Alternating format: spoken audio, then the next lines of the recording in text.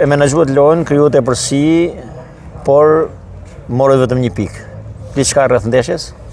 Vjen keq, megjithatë patëm përballë një kundërshtar si na dishim se është kundërshtar i fortë, sepse ka shumë vite në këtë kategori dhe i cili ka synime qarta dhe i për me arrit një kategori më lartë.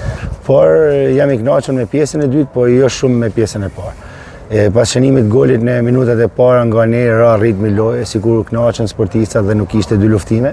Pra atë që unë kërkoj dhe kërkoj pak më tepër përqendrim dhe lojtarët të marrin sa më tepër përsipër. Gjë e cila nuk ndodhi pjesën e parë dhe erdhi edhe goli i barazimit nga skuadra kundërshtare, pra nga ritmi i ulur i skuadrës tonë.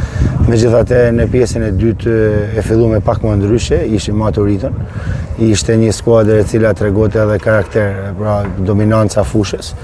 Më pëlqej pjesa e dytë, por nuk pëlqej me rastet e humuna, ishin disa raste flagrante, të cilat në futboll nëse nuk shënon mund edhe ta psosh. Më vjen keq që nuk shënunin për me fitu ndeshjen dhe për me marrë 3 pikë. Gjithsesi ne duhet shohim para, është një skuadër e cila u bë në momentet e fundit dhe me një skuadër rivale tregoi se ka vlera dhe mundet me ecë edhe mirë. Do të kemi 2 javë pushim dhe do të shërbej pozitivisht besoj unë? Absolutisht si po. Janë 2 javë të cilat ne na shërbejnë pozitivisht për me rrit gjendjen fizike të skuadrës dhe për me harmonizu sa më tepër lojtarët njëri me tjetrin në mënyrë të tillë që të kemi një skuadër sa më të fortë, jo vetëm nga emrat, por edhe nga përgatitja fizike. Ajo që më pëlqeu më shumë profesor ishte përveç skemave dhe që aplikohet, por ishte edhe reagimi juaj mos tërheqja Raboshës nga loja, në atë kohë që shumë kush e priste. Përkundrazi e inkurajua dhe ai në fakt bëri të pamundur pas atij gabimi që Raboshta është një lojtar me eksperiencë, i cili ka gola shumë në kategorinë e parë dhe në kategorinë e dytë, pra është lojtar i cili e di mjaft mirë të shënojë, megjithatë sot nuk shënoi dhe ndoshta jemi pak mërzitur me rastet e humbura që pati Raboshta. Gjithsesi ne duhet ta mbështesim, duhet ta vlerësojmë sepse ai shumë mirë din të shënojë dhe mund ta ndihmojë shumë në tonë. Një pyetje jashtë kësaj ndeshje, si e mendoni ju përballjen e ekipit tonë kombëtar në Serbi? Një ndeshje e fortë, një ndeshje nervash. Them se Shqipëria tashmë ka në përbërjen e saj lojtarë të cilat luajnë në klubet e mira nëpër Europë dhe eksperjenca e tyre në fushën e lojës nuk duhet të ndikojë nga ndikimi i jashtëm, por duhet të jenë profesionista në mënyrë të tillë që t'ia lëjnë kundërshtarit nervozizmin dhe ta kemi si armë qetësinë dhe mënyrën e administrimit të ndeshjes. Ishte kënaqësi intervista dhe sukses në ndeshjet tjera. Faleminderit juve. Struat lojën, krijuat raste, marrët 1 pikë. Cili do të ishte komenti juaj për këtë ndeshje? Po, duke parë që Bestidhja kohët e fundit ka marrë president, kanë bërë një organizim të mirë në klub dhe transportiv, trajner kanë arfuar dhe lojtarë shumë cilësor, që unë njoh mjaft mirë pasi kanë bërë mirë në futbollin shqiptar dhe në superiore. Gjithashtu dhe ne kemi bërë një merkato cilësore dhe mundu të krijojmë një grup të mirë për të tentuar për të arritur objektivin. E dinim që ndeshja do ishte shumë e vështirë sepse edhe Bestidhja kërkon të marrë maksimumin, mos harrojmë dhe emrin që ka Bestidhja në futbollin shqiptar. Ata kanë pretendimet e tyre dhe unë i respektoj shumë për lojën që bën, sepse na vun disa herë në përgjithësi, ashtu siç kishim edhe në momentet tona të mira, por kuptohet dhe kundërshtari kishte momentet e saj.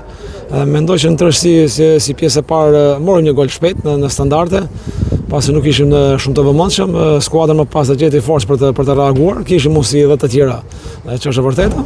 Mendoj që në pjesën e parë skuadra ruajti mjaft mirë ekuilibrat, pjesa e dytë më pas bëm një ndryshim sepse i pamundur lojtar kryesor Tanushi kishte një kontraktim. Mendoj që në pjesën e dytë më pas disa herë kishte momentet e mira, por disa herë dhe kundërshtari krijoi një superioritet numërik në vazhdimsi. I kërkova skuadrës nga fundi i ndeshjes, që është e vërteta që të markonin pak më mirë në fazën e mbrojtjes, sepse kundërshtari filloi me pasime të gjata. 1 pikë duke qenë se edhe Bestidhja, pra siç thash, ka lojtarë shumë cilësor, mendoj që jemi të kënaqur deri diku, por jo plotësisht, sepse kemi bërë disa gabime. Është transfer të vështirë dhe e dinim. Shpresojmë që këto gabime të rregullojmë dhe të kemi rrugën tonë të shtruar, sepse mos harrojmë që edhe kundërshtarët e tjerë janë serioz, sepse kanë bërë merkaton e tyre.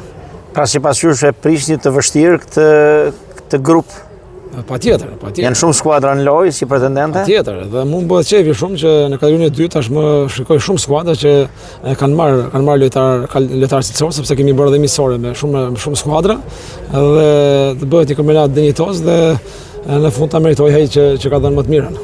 Do të shërbej pushimi 2 javor tani për shkak të ndeshjes kombëtares? Po ne do të gjejmë ndeshje që të ruajmë ritmin, patjetër në fundjavë kuptohet patën dy lojtarë Myslimi dhe Tanushi kontraktim dhe shpresoj që të rikuperojmë mos ke ndonjë dëmtim. Dhe kuptohet ato gjëra që si kemi bërë mirë duhet të rikuperojmë sa më shpejt se nuk pret koha. Pash 2 lojtarë nga Akademia Shkëndijja, Troksin dhe Bicën mos gabon. Kush është konsiderata juaj dhe mendimi juaj për ta?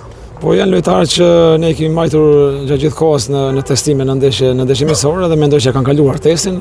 Janë lojtarë të perspektivës dhe mendoj që do na shërbejnë.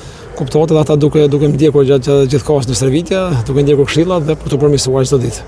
Si e parashikoni ndeshjen e Shqipërisë në Serbi? Duke parë Serbinë. Ta bëra këtë pyetje për shumë rrethana. Patjetër, duke parë Serbinë që mori një humbje me shumë gola me Anglinë, Shqipëria nuk ka asnjë shans që të marrë një humbje të tillë sepse ka kaluar ajo kohë, pra Shqipëria është një skuadër tjetër tani, nuk merr më nga 6 gola, kështu që Serbia mori një goladë nga Anglia që ne nuk e marrim asnjëherë dhe shpresoj që ta shfrytëzojmë të momente që nuk e kanë të mirë Serbia, por që duhet të kujdes sepse edhe ne nuk vim nga një moment shumë i mirë. Skuadra u përmirësua pak kohët e fundit, por që kuptohet dhe jetë një sfidë egër, një sfidë emocionesh, por duke ditur dhe forcën e madhe që kanë lojtarët tonë, sepse janë lojtarë cilësorë që luajnë në kampionatet e tyre më të mira, pra kështu që sot jemi të kënaqur me lojtarët që luajnë në këto klube të mëdha, por duhet kujdes sepse do jetë ndoshta nganjëherë themi nuk mjafton dhe talenti sepse duhet forca, duhet grinta, sepse kjo ndeshje ndoshta nuk do ketë shumë cilësi, por do ketë një forcë dhe një grintë kur do të dalë. Kam mendimin që Shqipëria i ka mundësi sepse nën presion do jetë Serbia. Do të mjaftojë një barazim sipas jush? Apo kjo varet nga rrjedhja tjetër? Unë mendoj që Serbia do kërkojë të marrë maksimumin për shumë arsye. Ne kemi shumë lojtarë të shpejtë në kundërshtues. Mendoj që Shqipëria i ka mundësi për ta marrë këtë fitore. Pra ne do të përfitojmë me strategji. Kam besim sepse lojtarët tonë janë shumë të shpejtë në kundërshtues. Me shpresë. Faleminderit profesor, ishte kënaqësi intervista me ju dhe ju urojmë sukses skuadrës tuaj që e keni përgatitur do të thojë unë mjaft mirë. Me ato që pashon vërtet keni ndërtuar një ekip shumë të mirë. Sukses edhe mbarësi. Faleminderit dhe sukses edhe Bestidës. Përshëndetje miq. Përmes transmetimit ndoqet emocionet e kësaj ndeshje mjaft të rëndësishme, çka do thojë do të ishte është ndeshja më e rëndësishme e kësaj jave në përballjen midis Beslidhjes dhe Sopotit Librazhit, ndeshje e cila përfundoi në rezultatin e barabartë 1-1. Ishte një lojë me përsi të skuadrës vendase, por një reagim i skuadrës taktike i skuadrës së Sopotit Librazhit dhe në një farë mënyrë pavarësisht dëshirave, do të thoja që rezultati i shkon për shtat kësaj ndeshje. Kaluan intervistë 2 trenerët e ekipeve, qoftë Plorin, qoftë Hallaqin, të cilët dhanë mendimet e tyre dhe argumentimet e tyre për zhvillimin e ndeshjes me vizionin e tyre dhe ato çfarë ata synojnë për skuadrën e tyre. Ndërkohë që shikojmë në ambiente të rikonstruktuara, në ambiente të arreduara mirë dhe bukur do të thojë të stadiumit të Beslidhjes, i cili siç e kemi thënë edhe gjatë transmetimit ka marrë një pamje të plot, ka një ndryshim tërësor, organik do të thoya në çdo hall të tij, klubi i Beslidhjes si vjet, kjo fal presidentit të ekipit zotit Perin Fushaj në bashkëpunim me Bashkinë e Lezhës dhe kryetarit Pierin Dreu. Nga stadiumi Beslidhja i qytetit të Lezhës, mirë u dëgjoshim dhe takoshim në transmetime të tjera të drejtë për drejta.